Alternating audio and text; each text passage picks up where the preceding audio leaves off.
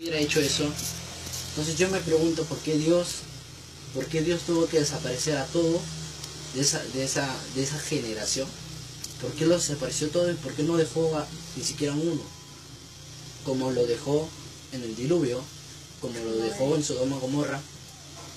Y quién sabe qué va a pasar de aquí. Como va a destruir la tierra, pero van a quedar seres humanos, que somos nosotros, bueno, los hijos de Dios, pero va a haber humanos, va a haber existencia de esa generación alguien.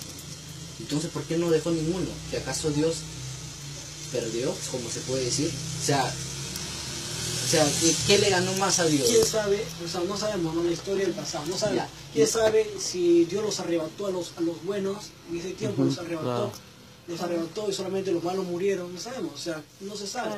Así como Dios los arrebató, los salvó, como tú dices, ¿no? Así como Enoch dice que Enoch también fue arrebatado. Como tú dices, ¿no? Que Dios es siempre específico y es perfecto. Ahora, juguemos la perfección de Dios, como te digo. Entonces, ¿por qué Dios no le mostró a Juan esa generación? Pero le mostró nuestra generación, pero no le mostró en el Apocalipsis, no le mostró la generación de ellos. O sea, ellos dice que Dios le mostró el futuro, bueno, el futuro, y le mostró el cielo, le mostró quiénes iban a estar en el cielo. Pero ¿por qué no le mostró esa generación? ¿Por qué, si Dios es tan específico, por qué no habló de ellos? De la generación de Génesis de antes de Adán. ¿Por qué no habló ni siquiera ni una partecita? Es que mira, hay un punto, ¿no? O sea, cada apóstol Dios le muestra de diferentes formas, de diferentes maneras. Por ejemplo, al apóstol Juan Dios le mostró acerca del amor. Al apóstol Pablo, perdón, le mostró Dios del amor, pero no lo mostró al apóstol Pedro. Pedro no habla mucho del amor. Cuando Pablo sí tiene una referencia de 1 Corintios 13, que habla del amor. A Pablo Dios le mostró el arrebatamiento de la iglesia. En cambio a Pedro no habla del arrebatamiento de la iglesia. En cambio a Pablo sí. Y a Juan Dios también no lo muestra el arrebatamiento.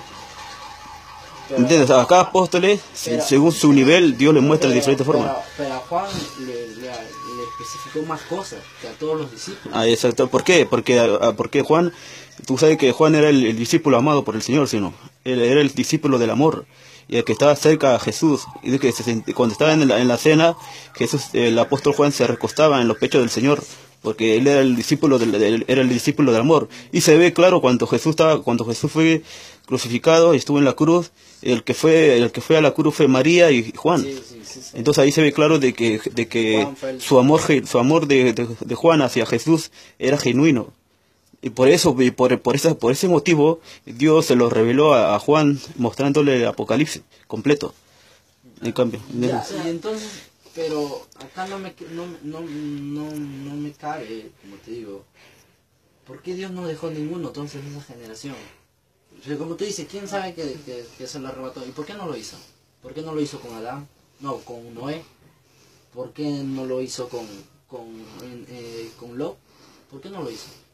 O sea, hay un porqué, entonces tendría que haber un porqué para eso, para darle sentido. O sea, ¿por qué Dios hace eso? O sea, ¿por qué Dios ahí se llevó a todos?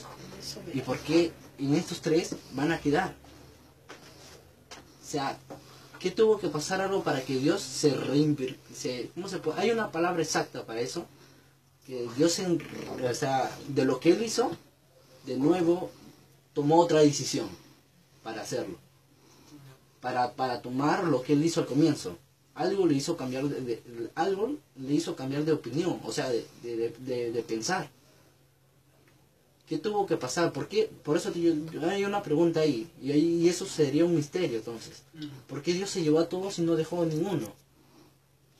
Claro, ese es, pues diciendo, pues, solamente, el resto de ese tiempo no sabemos primero si fueron humanos, no sabemos qué es. Claro, ¿de qué raza habría sido?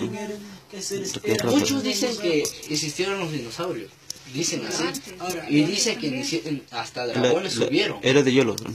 Dicen así, pero no se sabe, no lo sé. Mira, por ejemplo, si tú investigas, y eso ya hay pruebas científicas de eso, ¿no?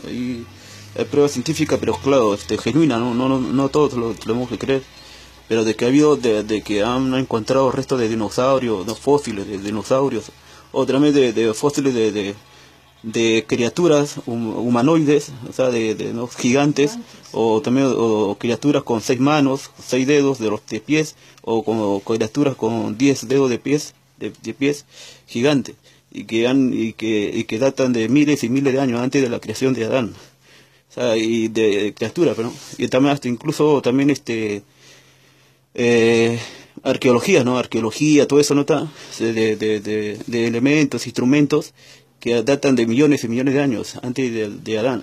Ahora, tú, como sabemos, ¿no? De Adán para acá tiene 6.000 años. O sea, perdón, sí, claro, 6 o 7.000 años. Ya, pero la Tierra no tiene 6 ni 7 mil. Entonces la pregunta es, ¿qué pasó de Adán para atrás? O sea, hubo un vacío, hubo un silencio. Yo no creo. Dios tuvo que haber habido algo ahí. O sea, tuvo que haber creaciones para que Dios no dejara, o sea, para que Dios no dejara en ese tiempo vacío, en silencio, sin nada. Dios tuvo que haber habido algo ahí. O sea, tuvo que haber criaturas. Y hasta la misma ciencia lo aprueba, ¿no? Comprueba. Y entonces, digamos, bueno, la ciencia prueba esa parte, pero la otra parte no prueba. Y es bien difícil creer la ciencia, porque estoy investigando y la ciencia no cree en ningún tipo de fantasma, ningún tipo de espíritu. Dice que nosotros somos energía nada más. Y ellos dicen, la ciencia dice